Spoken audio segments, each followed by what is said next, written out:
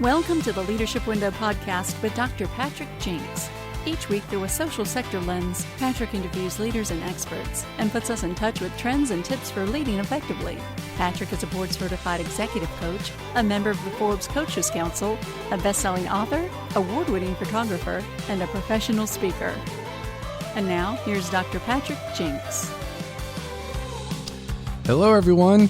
It's episode 151 of the Leadership Window. We crossed that 150 milestone recently, and we're excited about that. I can't remember how many years it's been. I want to say, I don't know, maybe 5, something like that. I think we started this during the pandemic, and man, it has just rocked and rolled. We've got over 50,000 listeners per episode right now, and we are still ranked in FeedSpot's top 20 for the, and that's a global ranking. For those of you who don't know, by the way, I'm going to brag about the show a little bit. FeedSpot is the world's largest human-curated database of blogs and podcasts. And they have genres or sectors. This one is in the nonprofit leadership space, and it's been ranked 6 or 7 now for a while.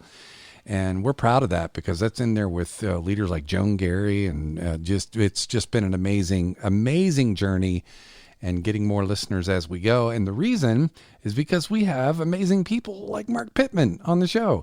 Marc was with us in episode 24. So go back and listen to that one. We talked a lot about his book, The Surprising Gift of Doubt. Now, if that doesn't ring your bell and make you curious and want to go to listen to episode 24 or go to Amazon and buy that book, it should. It really should. So go back and listen to that episode. We're going to talk today, about a couple things, leadership styles and some other stuff. But Marc Pitman is one of these guys that has a bio that, like, it would take us the whole episode to really go through it. But I'm going to give you some stuff here.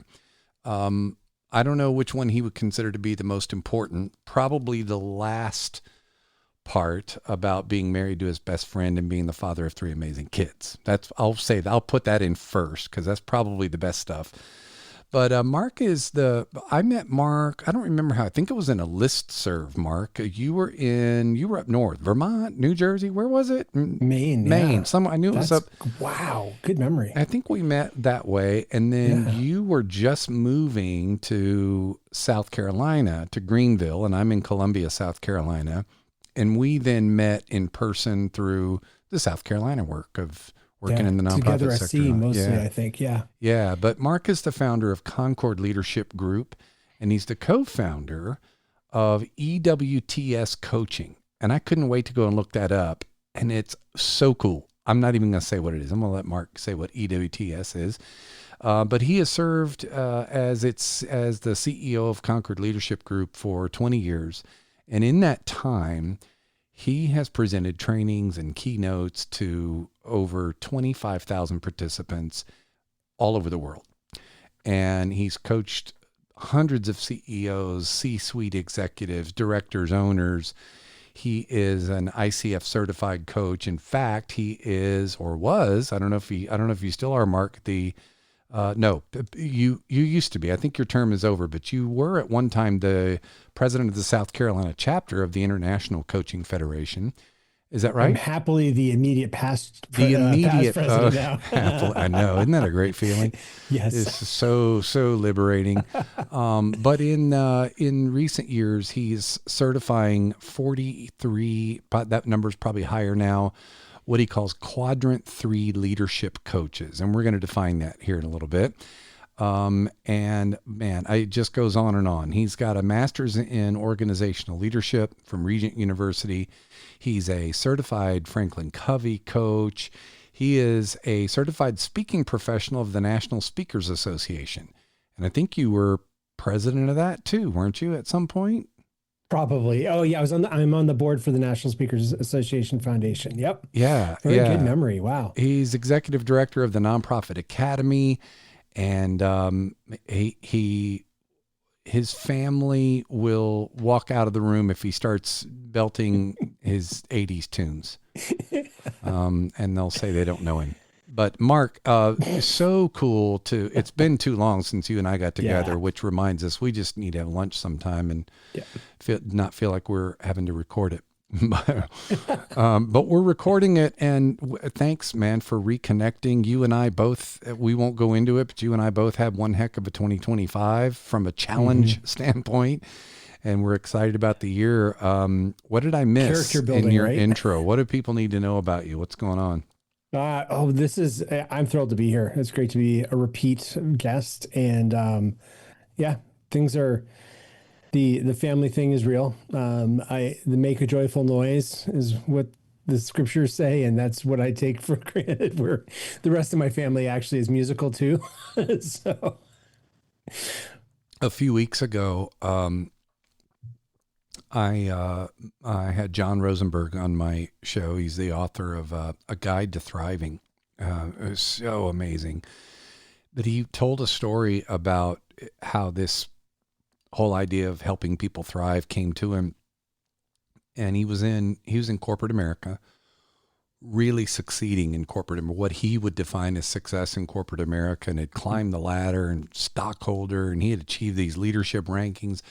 He reached this point, he's working 16-hour days, he's working 7 days a week, and he reaches this point where he just realizes, man, this is, how sustainable is this? And I guess he was starting to feel different, signs of stress or burnout or whatever you call it. And the story he tells when you talk about family is he went down, I think it was the basement, he goes down to the basement, his kids are down there, his two kids are down there just playing with Legos. And he said, I got down on my knees and I just started building stuff with them. And we just started playing. And he said that play, and he's a psychologist, sort of. And so he knows the psychology behind this. And, the frontal cortex did this and that. And he goes, whatever it was that happened in the brain, the play and the connection to the kids led him to, what? There's a way out. There's there's better, there's higher. So when you mentioned your family, and I know you have, family is so important to you and so rich, that it made me think of that, how, when we really connect back to our families, and I know this from having open heart surgery, a few months ago, when you go through that, you're like, you know what? Family's most important. It's more important than interesting, anything, isn't it? Yeah. My wife and I have been together 31 years. We'll be celebrating our 31st anniversary this coming May at the time of this recording. But we have moved our birthday and anniversary celebration, because my birthday is 12 days after Christmas. Hers is a few weeks after Christmas. So, and our anniversaries in May, so we just decided let's have it all in September when we met on Labor Day weekend. So we have this grand, just fun permission to play, and play became our word for the year. So I'm really glad you mentioned that, because so we did a D&D one shot, because we've never played D&D. When I was growing up, that wasn't what kids that went to the kind of groups I went to were allowed to do. My parents were against it. But we just did it. We've been doing things that our tell is, if we have that kind of, could we really do that? It's like, we're in our 50s, we're self-employed.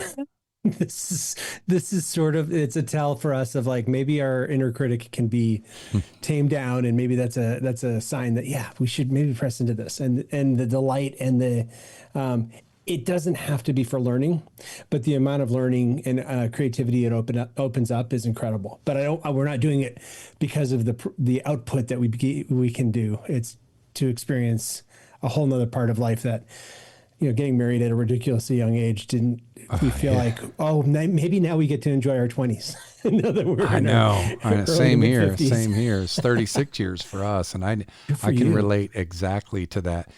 You've used a couple of words that I just want to bring back out. Cool. Because we've used words recently, and we use them a lot, like words like energy and fulfillment and purpose. You just use the words joy and delight. Those are different, man. I just want to pause on those two words for a minute. Where's our joy? Where's our delight? Are we creating space for that? Are we welcoming that? Are we valuing that? That's a good pause right there. I just love that you use those two words. They resonated with me when you used Thanks them. for underscoring that. Yeah, there's something going on in me that resonates clearly. Yeah. So cool. Joy is part of my mission statement. I've had the same mission statement since the late 90s. And well, I've edited it as the kids have come along and as different life events, but minimal edits, and it's served me well. And Your personal mission or the company mission? Personal mission statement. Yep. So cool. So cool. Yeah. I didn't realize that was, that it works for me. And as I take people through, I don't know if you do this, but earlier in my coaching career, I took people through writing a personal mission statement. Then I got away from it. Yep. And then one of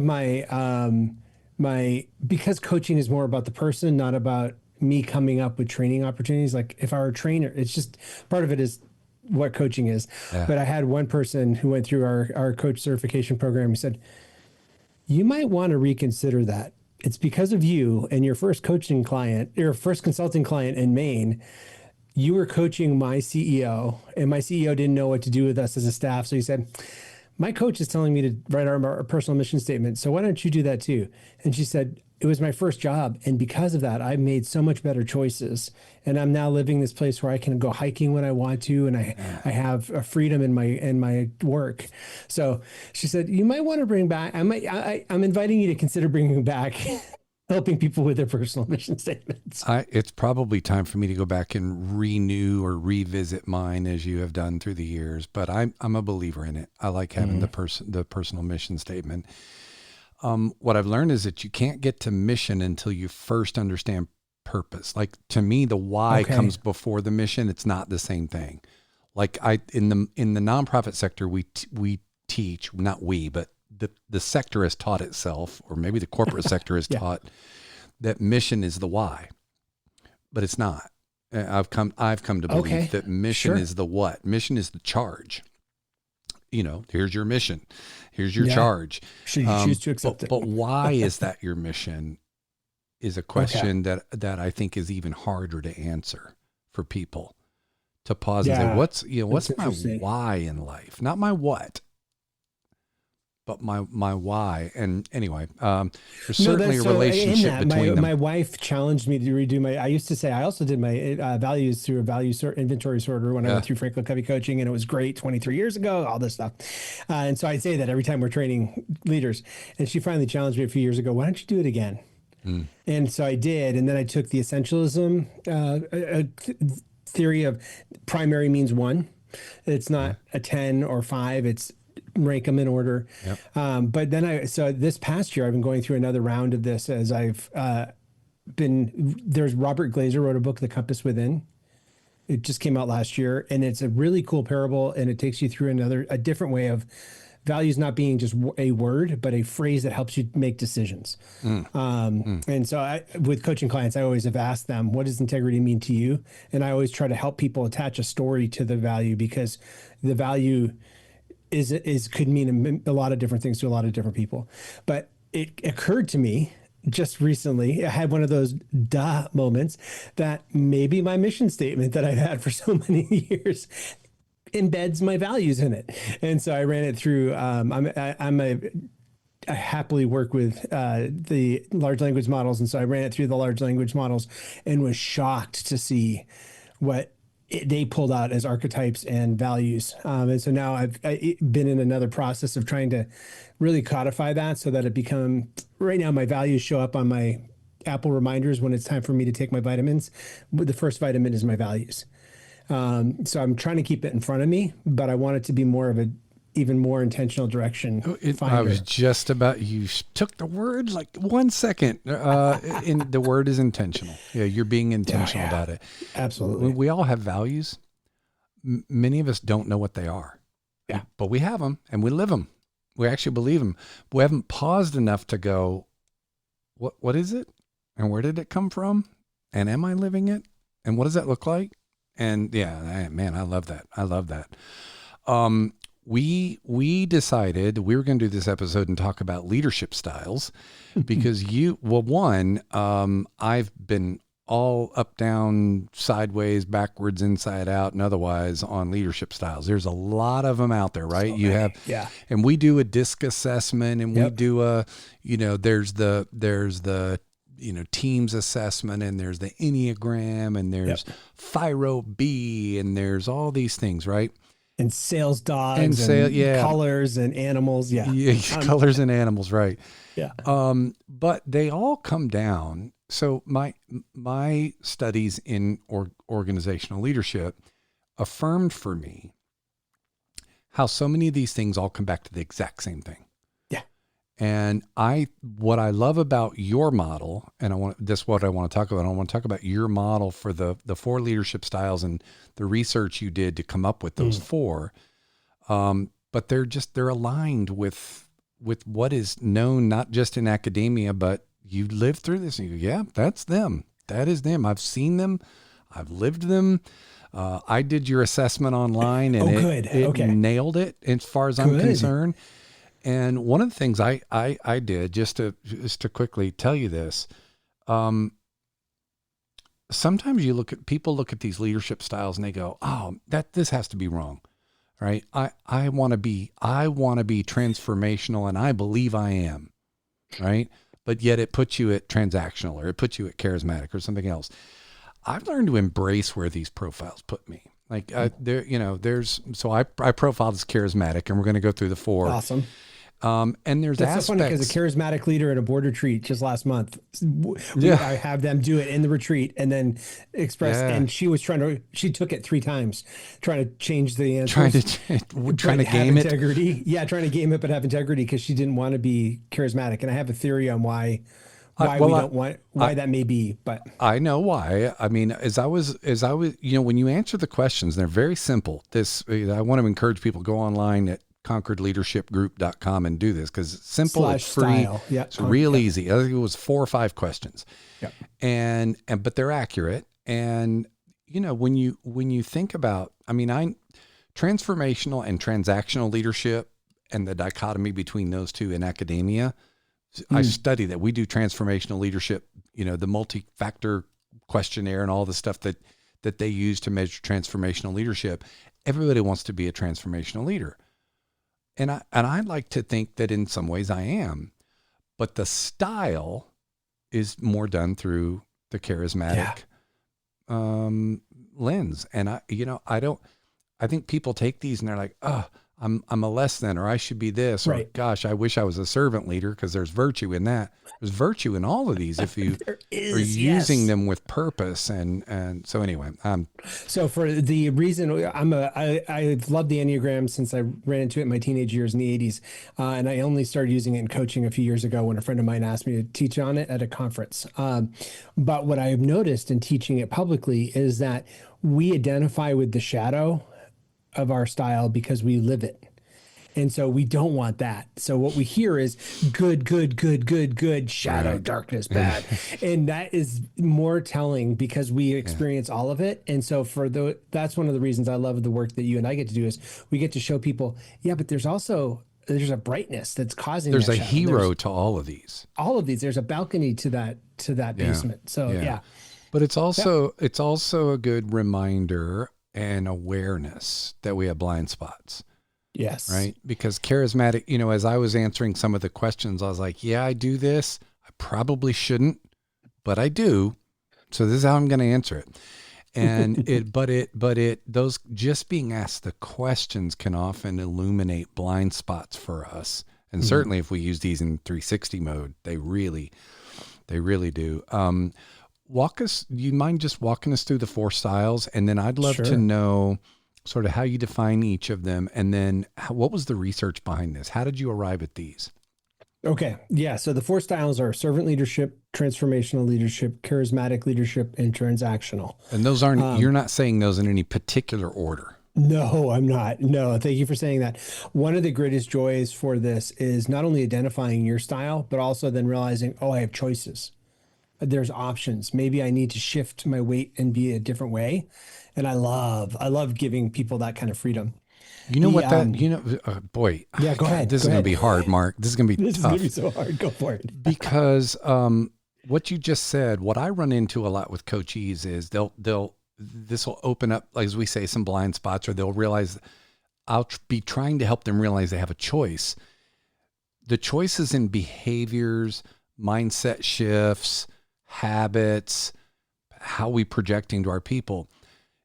There's a fine line, and people struggle with this, between choosing to behave differently and being inauthentic. Yes. Okay. Like I still want to be myself. Like you're telling me, hey, be yourself, embrace yourself. But then you're telling me I need to be more empathetic with my people. Yeah. Yeah. That's exactly, you got it. So there's, you know what I'm saying? Yes. It's called growing up. Yeah. But people think, well, I feel like I'm pretending. If I behave, I know I need to do this more. I know I need to listen to my people more. I know I need to spend more time, maybe informally with them or whatever, but it feels inauthentic and it feels like I'm faking. I had somebody, a friend of mine, Nicole Kramer out of Nashville, say people would complain. She teaches sales now. She used to teach math to middle schoolers and loved it and had a good success rate. And so, of course, she can teach sales, but she would be teaching these math things and the students would be like, this is hard, Miss Kramer. I don't like this. And she said, it's not hard. It's just new. You just haven't done this before. It's like changing the hand that you brush your teeth with. It feels awkward. Yeah, that's so good. Yeah, it's not inauthentic. It's just a new habit. Just new. It's brilliant. I love that. Yeah. Wish I'd thought of that. Dang it. Google Nicole Kramer, and yeah, she's brilliant. She does a lot of videos. All right, so I interrupted you. Keep rolling. Yeah, so the 4 styles. Servant leadership is more the servant leaders define success by do the people around me have what they need to carry out whatever they're been asked to do. Transformational leaders tend to define success by we're all following this mission and we're all coming together in service of this mission and chasing this mission. Charismatic leaders tend to lead by personality. People are just drawn to them and want to do whatever they want. They suggest to do. And transactional leaders tend to be the more some people would call it quid pro quo of, hey, you signed up for this job description and you're an adult and you're not doing it. So let's is this mission creep? Is this really in your job? Let's keep it together. What's kind about transactional leaders is people know where they stand. And they know if they're moving, if they're performing their job well, or if they're making progress in the way that is appropriate for the position they've chosen. So those are the 4. Yeah. Can I tell you where it came from? Yeah, please. Okay. So I'm a nerd like you. I did my master's in organizational leadership, and I learned that most of the stuff that we learn about leadership is all anecdotes, and then people write books and quote the books of the anecdotes. It's just like in fundraising. I started out and call it qualitative research. Right. Early in my career, most of my career, I've been a nonprofit fundraiser, and leadership. That's the biggest nonprofit leadership issue. But I had first fundraising training. Somebody said, use blue ink. So to this day, I have a pen with blue ink. Sign your letters with blue ink, because we did that, and we had a successful multi-million-dollar campaign. And then it turns out there's no study, there's no research to figure this out. And in my master's, that was one of the best parts of. I'm a nerd, and part of what you said, purpose. I'm a steward of what I've been given, and I don't want to ever lead anybody astray. So I want to know the studies behind what I'm sharing. I don't want to just share things because it sounds good. Do you remember Fast Company magazine? Oh yeah. Okay, so they used to have a consultant debunking unit. It was a whole page where they take a story that consultants would share and talk about why it's not true. That's not hard to do. I grew up on motivational speakers, and my parents, I went to school, so I had schoolwork, and I was a Pitman, so my parents gave me Pitman homework. And the motivational speakers, the stories were so inspirational. And then I would read in Fast Company that they were fake. But they were presented as real. They were presented as science or as real, instead of just, here's a way to illustrate the point. So I never want to do that. So that's where I'd done a study before where we looked at how far in the organization does mission go, or strategic planning. So we looked at the board members, chair, the CEO, senior staff, middle managers, frontline, and volunteers. And we were able to look at different aspects of leadership from that. But with this next one, I wanted to partner with, I did all that myself, and I did it all in the correct, verifiably correct way of doing research that makes it so it's real. You can quote it. But I also have a business to run. So one of my colleagues said, you can get professors to do this, or people at universities. So my friend Adrian Sargent, who was at University of Plymouth at the time, I went to him and said, I want to do another leadership study on leadership. And I want it to be verifiably like up to the rigor of university research. Valid and reliable and peer reviewed. And yeah, and be able to be tested. Like my worst fear would be being up on stage and not being able to answer or cite the source for something that was said. So that's shadow, but it's also tremendous. I love it because it makes it, when people start pushing me, I can play. Like I'm not flustered because I know where we're going to go. And I've had to learn that not everybody really wants that. Most people want the tip of the iceberg, not caring what's underneath the water, which is okay. Or not being at a place yet to consume what's under the water, but the tip is remarkable and beautiful in its own right. So that's been a growth process. But I partnered with Adrian, and he with one of his students, Harriet Day. And what was interesting to him about particularly nonprofit leadership was what moves the needle. So what style are you? And then how does it impact the outcomes in your organization? And so we tied it to fundraising because that was an easy one for us in our sphere to look at. And he wanted to do transformational, charismatic, and transactional as the leadership styles. He was defining them by verifiable bodies of research that have been around for decades that we can go back to and academically look at. It's not anecdotal. It's not just a new fuzzy label, but there's bodies of work that we can look at. And so I asked him, I remember where I was when I said, love it. Love what you're proposing here. Could we look at servant leadership too? Because Greenleaf wrote about this decades ago, and it wasn't on his radar screen. But boy, are we glad we brought that into the study as well. Because it turns out there was a large body of people that were servant leaders. My wife doesn't like the label because she thinks it means diminutive, like upstairs, downstairs servant, as opposed to a leader who serves. We spent a lot of time in our org leadership doctoral program on steward leadership. Oh, I like that very much. And it was, in the frameworks we looked at, is servant leadership lives inside, like concentric circles. Mm-hmm. Servant leadership lives inside steward leadership. But steward leadership was defined as, I love the way you defined servant leadership a while ago, is that it's all about the people that you're leading. And steward leadership is all about the owner. Yes. So I'm stewarding something that belongs to somebody else. What I love about that is that servant leaders, we find, and through the course of the research, they have a hard time calling people to account. And that can be problematic in an organization where you have limited resources or you have a direction that you have to have. You got it. And stewardship adds the accountability piece. Absolutely. And you're not out of character. You're not being a jerk. You're not being a micromanager.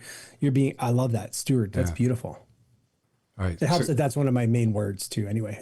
Well, you used it a while ago on something. Okay, did I? Good. Yeah, I don't remember what it was. My purpose, the purpose part for me is definitely stewardship. That's cool. That's what made me think about that.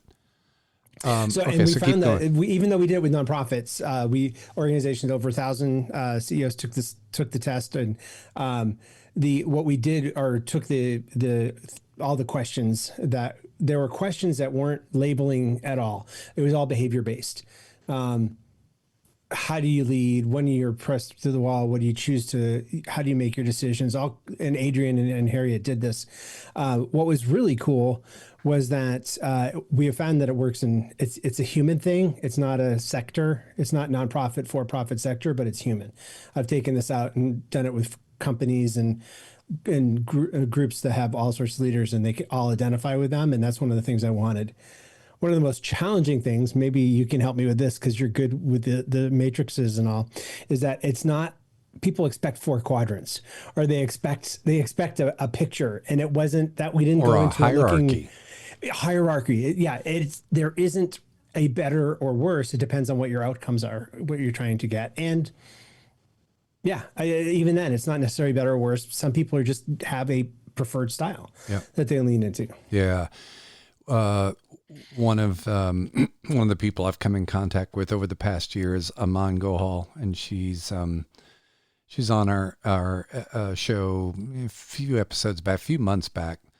But she's very big into vertical development that you and I talked about offline a little bit, cool. And has taught at Georgetown in leadership coaching and these things. And she has a phrase that she uses that I've completely stolen and use all the time when it comes to these assessments that we take. She said, take them seriously, but hold them lightly. Oh, they're not everything. Like we are not an assessment. We are not a profile. I'm not a D or a red or a transformational leader or those profiles indicate to us and illuminate to us some projections that help us understand ourselves a little bit better and how we approach. But, we're pretty complex human beings. Sure and are. none of these assessments is a perfect tool. She also says about models, and I've heard something similar before, but all models are imperfect and some are useful. Oh, that's really, really good. And I got the labels. I in Surprising Gift of Doubt, one of my friends, one of the people that reviewed it, I submitted it to 12 different people that had different lived experiences and orientations than me to see if it resonated or if it was just written for someone with my perspective. And one of the things she loved about the assessment layers that I said some are about abilities, what you just naturally do well. Some are about behaviors, what other people can see you doing. And then some are about measuring motivations, why you do what you do, or getting closer to that. And she had not seen that, like DISC being a behavior-based one and Enneagram being motivation-based. But and Myers-Briggs being personality-based. More hardwiring, So. Exactly. So for me, that is exciting. I recently took, again, for the AI models, I try to use all three, Gemini, Claude, and Chat, because they have good weeks and bad weeks. Mm-hmm. But I went into them and I said, here are all the results of all these assessments I've taken. From the perspective of an expert on these assessments, what are superpowers I'm bringing to my clients that I'm totally unaware of? Yeah. Yeah. And it came back, all three of them came back with really helpful words. And it was one of the few times where I've seen them say, also, here's where you're overwhelming them. Here's where you need to tone it down, because this is probably where this is a blind spot for you, and most likely. And I loved that. I thought that was really cool too. What's a cool thing to do is use a language model with CEO candidates. And, these assessments they do in the hiring process, and they'll do all these different assessments, throw them into a language model and ask the language model to give you some good interview questions for that candidate. Ooh, it's really so cool. I do that with podcasts. I say, what are questions that would bore them to tears and what are questions that would excite them? Yeah. But I hadn't thought about that's a great way to, for interviews. So if one comes back, let's say transactional leadership, right? Someone comes back really strong as a transactional leader. And maybe the hiring committee or the board or the organization or whatever is looking for, maybe in their values as an organization, it's servant leadership they value that so much. So what are some questions you can ask a transactional leader to get at their service bent? Oh, I love that. And not just, hey, are you a servant leader? But, a sort of tell me a time when, or how do you tell me how you've developed your people while you've developed your mission and your business model, or whatever those are. So because that's how those assessments can be helpful. The leaders swing. We get used to one type of leader, and so we look for a different senior leader, and get really feel hoodwinked when the transactional number cost cutting or numbers aware, KPI aware person comes in, because we assume that we'd still have the outward focused leadership, servant leader kind of person. And so I like what you're saying, because it can help the search committee also be a little bit more intentional about what are qualities we want to keep as well as what are qualities we want to introduce. That's right. Yeah. Wow. Be aware of. And the interviewee doesn't even know what you're getting at. They don't ever need to know exactly so that's what you this need study to get at. too. I took the study. I didn't know. I just to make sure that the things worked in the right way. I didn't know what we were getting at either. It was just a study on leadership, senior leaders, and or nonprofit organizations, social sector organizations, and have you used this assessment in a 360 format? No. And that will be my own blind spot. I have not met a 360 I like.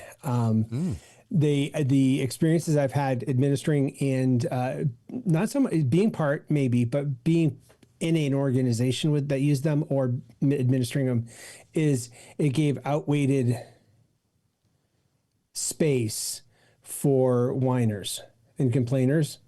And so that could be just the administration was not done well. But it seemed to it didn't seem to serve the purpose that people were looking for it to serve. I have, in the last year, come into a lot of people that love their 360s and love having had one for them to see their blind spots and see their growth spots. So, well, I do love them and see huge value in them, but I also have seen what you're talking about. I've seen more of what you're talking about in surveys, like employee engagement surveys or job satisfaction surveys. Those are grounds for sort of. In a 360, I have found it depends on who the stakeholders are that you choose, and what the purpose is, and what level of leadership you're like. There's a maturity that comes with this too. The reason that I like the 360s, again, all models are imperfect and some are useful. Is that it's more where you find the blind spots. I do find like the questions in your survey, and this isn't a critique, it's just a reality. Yeah. It's multiple choice, and the answers make it real easy for someone to select what they want to be or think they should be, rather than the honesty of what they really are. That's what they really good do. Feedback, yeah. And that's the only thing about the sort of self-assessments that are not psychometric, like if they don't know what they're getting at. So that's a really good point, because we can game the system if we wanted to. But those questions you add, the reason I asked the question about 360 is as I was going through them, I thought this would be a fantastic 360, just the nature of it, the nature of your survey. Great. Like I'm thinking of what would people say about, in fact, that's kind of how I answered my questions. I like that a lot. I actually said, you can see outside of yourself. How would people see my leadership? What do I think other people would say about me in this situation? That's how I answered it. Because you're so smart. Wow. No, I don't know if it was right or wrong. It was just the mind bent. Because if I go at it from, I definitely, include everybody in my decision. Definitely, yes, that sounds virtuous. I'm sure I do that. The reality is I don't very well. And I've been asked a few times, what about the narcissist? Like, where do the narcissists fit in any of these paradigms that you're talking about? I was like, well. Is that a leadership style or just a personality thing? Yeah, that's a good question. Anyway, man. So the results, the results of this, just to give people a kind of a feeling for what this study, if you go to concordleadershipgroup.com/style, you can take the quiz and you'll get emailed the report too that has the executive summary, but in a day or two, but after you take it. But there 54% of the people came in as servant leaders, and this is nonprofits, and so that was indicative of the social sector probably, but it was also helpful. One, I'm so glad we didn't leave them out, and two, what we found was that they had the highest likelihood of having fundraising be a team sport. Everybody's seeing a part in fundraising. And we think that maybe because they are so able to see the team. And so people are all contributing together with that. So it was culture of philanthropy. And so Adrian Sargent said that had the highest correlation of a culture of philanthropy, where fundraising isn't on one person's shoulders. Transformational leadership was 35% of the respondents. And this had a caveat. There was also a high correlation with culture of philanthropy if and this is where I love academic research, because you can go to layers and see different, pull different levers and see what the other underlying things were. If the leader was really confident in their leadership ability. Yeah. Mediating factors. Yeah. Yeah. And it turns out 21% of the respondees said that they had no confidence at all in their leadership. All of these were CEOs already. There's 21% were saying, I shouldn't even be at the table. I am totally the wrong person for this. These were all nonprofits? Yeah. Okay.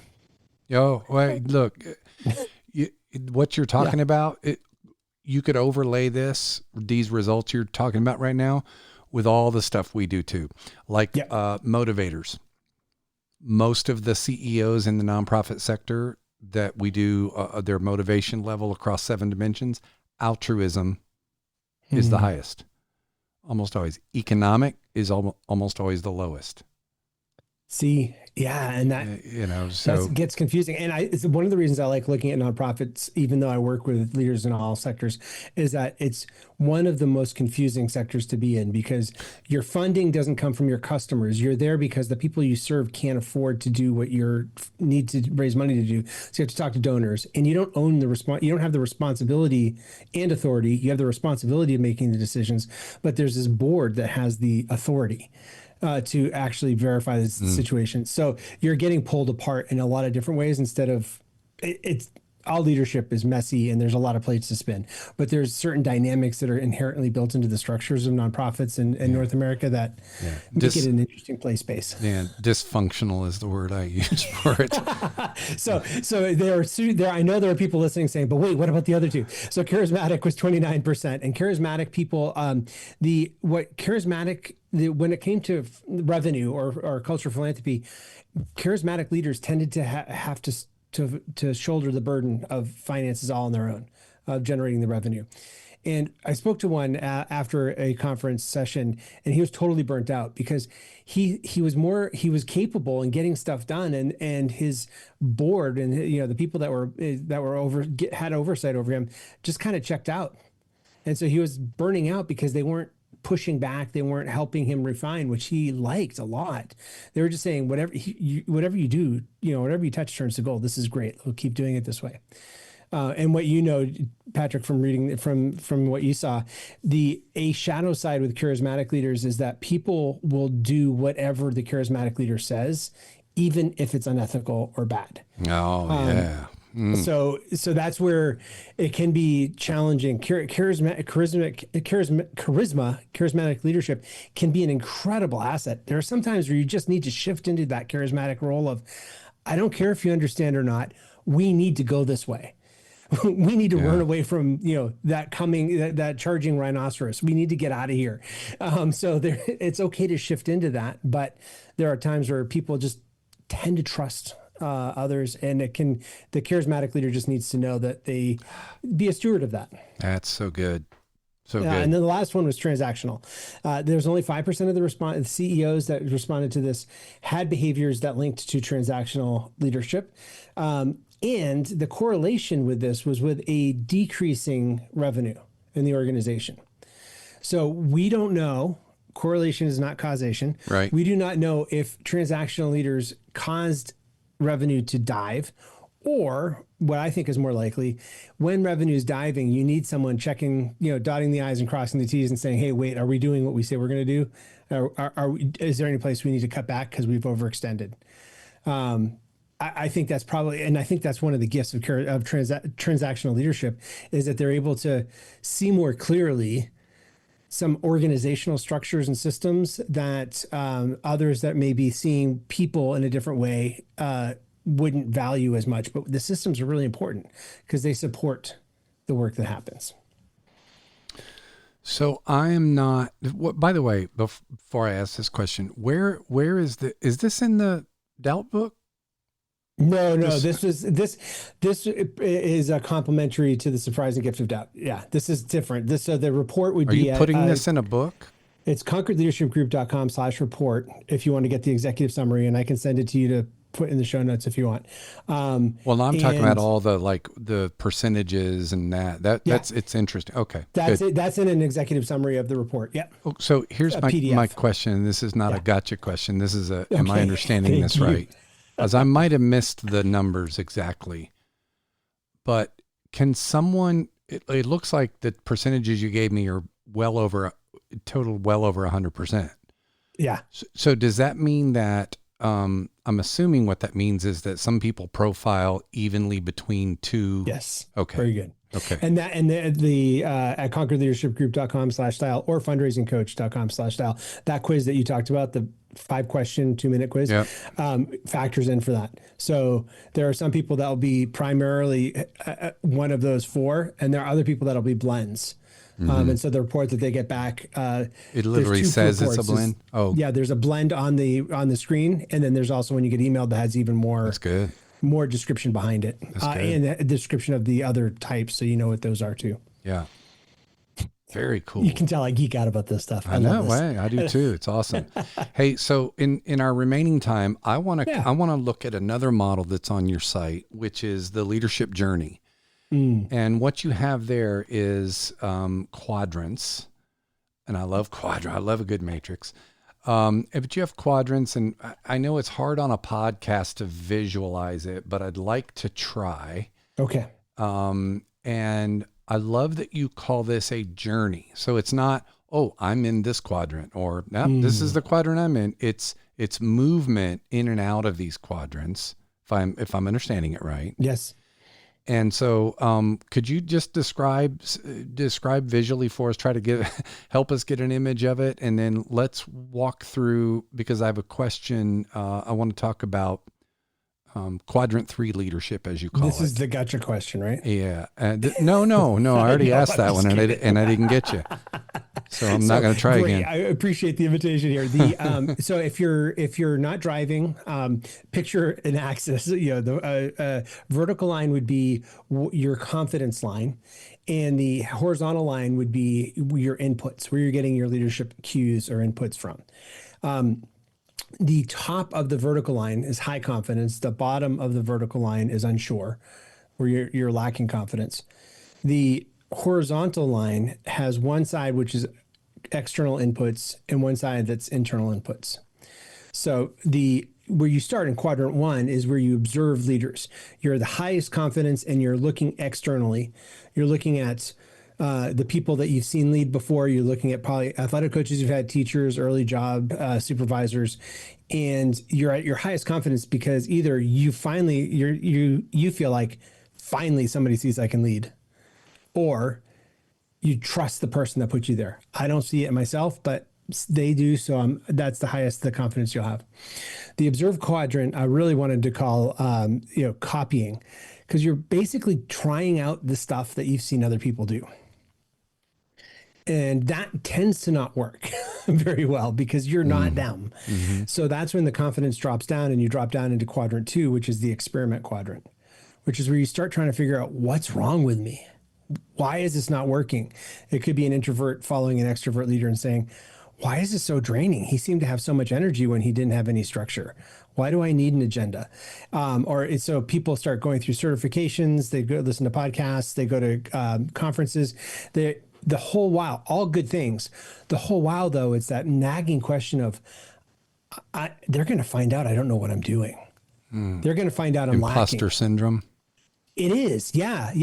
And my friend Denise Jacobs says that the only people that don't get imposter syndromes are true imposters. Yeah.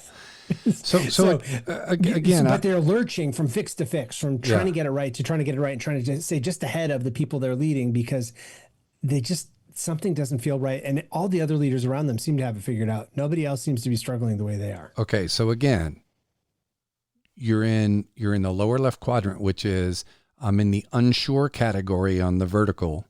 And still looking to other people. And I'm getting my cues from outside myself. Right. Okay. Yeah. Which again is not bad. Getting looking at research, taking the courses, going to the conferences, listening to the podcast, learning is a really good thing. And seeing what other people have done can help you not have to replicate it yourself. So there's a very good thing, but it's not in coaching, in the executive coaching I've done for the last 23 years, I find that this is where people either get overwhelmed by their doubt and say, that's it. I'm broken. They throw up their hands and there's nothing else I can do. And I just need to ride this out until I can retire. I hope I can retire. Or they say, I'm tired of feeling this broken. Maybe we never get this thing right. I never understand this part of this thing. Maybe I have a perspective that's needed in the conversation. Maybe I can look at this in a different way. Maybe my team is bringing something to the sector that hasn't been discussed, and that's our gift. It's not it's not a bug, it's a feature. That's where the doubt pushes you, the surprising gift of doubt pushes you into looking at the internal stuff. I don't like how this feels. There's something jarring about what's happening here. What can that be? Yeah, and time out. Yeah. As you're running at 100 miles an hour because you're leading anyway. So, but it's quadrant 3. This is where you start paying attention to the inner cues that we've been trained so much in our culture to not listen to. And it's not throwing out all the stuff you've learned, but it's complementing them with the nuances of our style, our hardwiring, the areas we look at our goal setting, which is purpose. We look at our mission, goal setting. Mission is more the purpose, and then goal setting is how we get it done. We also look at our hardwiring. I'm not a left-handed writer. My dad was ambidextrous, so he could write things differently and do things differently than I could. I have to take a little bit more effort with my left hand because I'm right-handed. So it's not that I'm a bad person, but it's just that I have different abilities. And as we I firmly believe, as we steward our strengths and be very aware of our weaknesses, we free other people up to just relish their strengths. Because there are people that love to do the things we don't love to do, which is mind-boggling to me. But that's the analyzed place. This is where all the rich discoveries happen of, well, I was telling you offline, this is where the joy in coaching comes in, where you have the call with the leader and they say, it's not just me. Mm-hmm. I'm not the only one making it up as I go along. Yeah. Everybody else seems to have it figured out. And it's not appropriate for a leader to say, like I had a leader in Colorado say, I can't, vulnerability and all that is great. I have 100 people relying on me for payroll. So I can't just be all out there vulnerable. I just can't be saying, I don't know what's going on. I don't even know how the sector is going to survive another quarter, because I need them to have some stability in it so they can actually do their jobs that they've been asked to do. Yeah. So again, you're still in the unsure space. Yes. But you're questioning it now toward purpose and meaning and growth and learning. You're questioning your inner critic in some ways, I guess. I hadn't thought of this, but you're taking your inner critic and saying, all right, you've been dumping on me for lacking in this area. Yeah. What if that's not the whole story? Yeah. And as you learn as you learn the language of the different assessments or of different studies or different ways of doing things, you learn to share things in ways that I just don't feel right. That is not a convincing argument for a lot of people. And I think there's reasons. There are people that abuse that. But you begin to say, the person before me was an extrovert. I happen to be an introvert. So agendas help me to know what it is that you're hoping to do in the meeting, what you're hoping to accomplish. And any number of other areas like that. And as you're able to lift that use those words, or for your team, most other teams do this type of thing. Our team tends to think our clients are brilliant. And so we don't have a preset formula that we're going to take you on. We're going to co-create this. And that can feel a little disconcerting because you don't get a curriculum right up front, but it's actually better because you get something that's designed perfectly for you. As you're having those words, your confidence goes up and you're able to be in the focused quadrant of quadrant 4. Which is, I'm still getting my cues internally. I'm self-reflecting. I'm being self-aware. I'm managing my self-emotion and all of that. And I've become more confident now. Yes, because I have a map. It's like when you know for yourself, do I need to copy somebody? Do I need a mentor or advisor that I can copy? Do I need to take a course or read a book or do something? Or is it one of those areas where I need to revisit my own internal operating system or my teams, the corporate values that we have? But you realize there's a map instead of just kind of having these blinders on and trying to make yourself fit into somebody else's mold. You have that more agility. So I love this, Mark, and I really do appreciate the explanation through it. And our listeners don't know this, but I had to get a little explanation on it before the recording, because as I looked at this, I saw, okay, the quadrant 3, the name of it is analyze. I'm in the unsure space and I'm in the internal space. When I put those 3 together without context and without knowing what this is, it looks like navel gazing, right? It looks like, wait, I'm why? so glad you asked, because you're right. It's like, why would I want to be there? But you explained that this is where the magic happens, because I'm questioning and I'm opening my mind to other possibilities. Like, hey, why might this is a good 360 question, actually, is when people get 360 feedback. The question I always like to ask is, why would someone say that about you? Right? Why, what if it's true? What if or for them, it's totally true? That's the perspective. What's making them think that? And to me, that's this, I'm unsure where this is coming from. Let me get inside myself a little bit and ask, what are they seeing? And let's analyze this a little bit. What I find in the unsure too is that we won't accept people to our certification that haven't had 3 or 4 or 5 deep failures in their career. We feel like there's a humility in this, and it's not a humility of I'm not good at anything. I think humility, the true definition, is knowing your strengths and glorying in them. That's good. Like a stallion, like knows its strengths and is able to run and be strong and directed. But there's also, as coaches, we know that a way of showing vulnerability is not coming with a set agenda for the call. It's to say, what do you think?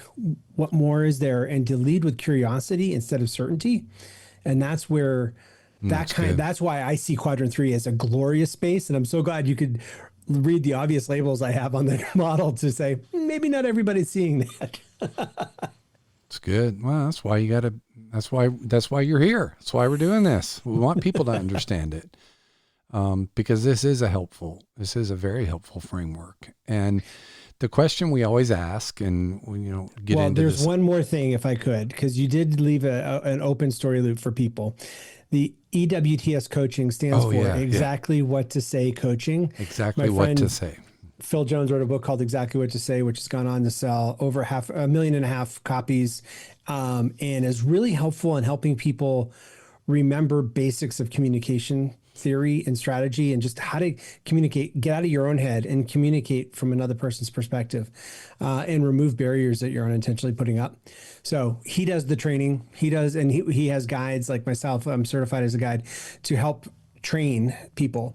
But he asked Emily and I, he likes the way we do coaching, leading with curiosity. And so he's asked us to train coaches and provide coaching for people that want to put the training they've learned into their daily conversations. Oh man, so that's what that sounds is. exciting. In the emotional intelligence world, we call that holistic communication, where I'm communicating with that kind of purpose. I'm uploading and downloading information, including nonverbal and emotional, and I'm really paying attention to what the other person's saying, thinking, not saying, expressing. I love that. Oh, that's so good. Okay. And so it sounds like a little bit of a paradox or a play on words, because exactly what to say sounds scripted, when in reality, that's not at all what you're describing. That is, you just put your finger on that. That is one of the things that I was not a fan of the work at first, because it was Dale Carnegie and other things that I'd read growing up. But when I started sharing it with people, I've had CEOs, like the 4 cornerstones of conversational excellence. One of them is people do things for their own reasons, not yours. Right. And I thought, how trite. Of course we know that. But I've had CEOs and leadership courses come up to me after the keynote and say, I totally forgot that. Thank you. I have not at all a clue what their reasons for doing things are. And I need to meet with my direct reports, and I really appreciate that. So some of the things that are so simple, what I love about it is it's like an oil change. You need to come back and get it refreshed and recheck in with the basics. So good. This is good stuff. We need to make it not as long between episodes with you, at least between conversations. Whether we record them or not, that's something else. But this is really good. I love talking with you, Mark, and I learn from you every time I do. And man, you're definitely on. You're beyond, so far beyond the just standard fare. Hire a coach. I mean, this is you have such a context of both experience and care and understanding and knowledge and intellect. They all come together with you, and it's one of the things I really do appreciate about you. I have 2 questions. You might remember these from episode 24, but it's been a while. Maybe come up with something different this time. I don't remember the answers, but okay. Well, no cheating. You can't go back and listen. But I'll ask you again. I like to ask these questions. Who is a leader in your life that comes to mind? This could be someone you know, don't know, they don't know you, could be a family, whatever. A leader in your life that immediately comes to mind when you think about someone who's had a really profound impact on how you view leadership and lead. Who is that and why? So, in the context of this recording, not having known what I said, remember what I said before, my father comes to mind. We just lost him at 82 years old, just a few months ago, and unpacking all his impact on me. I grew up with him being really good at, he was always studying. My mom was always studying too. That's why they assigned us homework. But he was also really influential and committed to people around him. Then he went through this phase where he got weird. Like he stopped learning and he started getting really insular and angry and not the guy I know. Like I didn't recognize him for a while, but in his will, he changed it all. Like he went back to the guy I remember. He made sure I have a bonus sister that we found out later in life through 23andMe. And he made sure that she, myself, and the sister I grew up with were all worded in ways that nobody had primary order. Like he made sure he was intentional about that. And then he is intentional that her kids were mentioned, that his sister's grandkids were 2 of them were mentioned, and even that our trans son was able to be named by his name, not the name that was given to him at birth. Like he was so intentional in ways that we didn't expect, that the legacy of love is what I know he'd want. And we are able to have warm feelings and just really relook at some of the things the last few years through a different lens. So I have a lot to unpack always. I've got a big chart here about my leader's journey from all the different decades of my life. Who are the leaders? Who are the impacts? But Dad shows up in so many of them because there's so many things that he taught me. That's solid. Where do you think he would have assessed on your leadership style assessment? Good question. He flowed through all of them. I can see parts of his life where he was flowing through all of them. I think he would have been a really great example, now that you mentioned, of a transactional leadership. He always knew what his output was, and he always had stats to whenever he was saying something with his partners. He often had 4 or 5 partners in his practice. He was able to back up his statements with data. But there was a huge servant heart. His care for people was profound, and even with the stuff I saw, I'm learning stuff now that I had no clue that he was doing. So, wow. Yeah. Wow. All right. Last question. You're at the top of a mountain.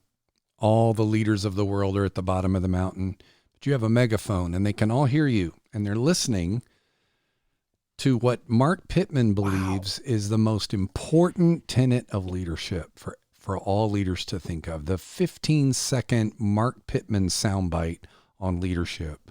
If you had that microphone, what would you tell all the leaders of the world? Never stop learning. As soon as we ossify with what we think we know, the world's moved beyond us and we start becoming irrelevant and not serving at the capacity we think we are. Okay, that was rich, and you did it in 15 seconds. Most people can't do that, by the way. Phew. You did it really well. Never stop learning. And Mark, I learned today. So thank you. That's a gift. And you're giving that gift in spades to the world. So thank you. I want to direct people to the website, concordleadershipgroup.com. Just like it sounds, concordleadershipgroup.com, and take the assessment. Learn a little bit about yourself. I did it. Seriously, it's 3 minutes, if that. It's real easy, but yet very insightful and profound in its learning. Mark, thanks again. Listeners, thank you. We will see you here next time. Lead on.